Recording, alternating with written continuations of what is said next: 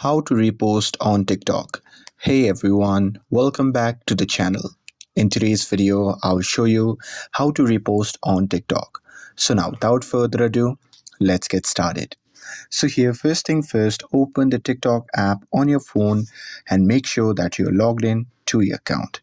And now here, once you are inside the app, you can simply scroll through the feed, and here you can simply search for the video that you want to repost.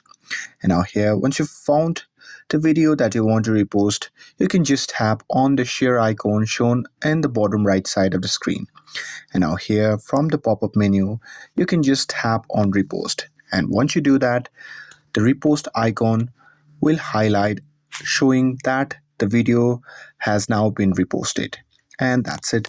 That's how you can repost a video on TikTok. With this, if you found this video helpful, then don't forget to like, share, and subscribe to get updated for more videos.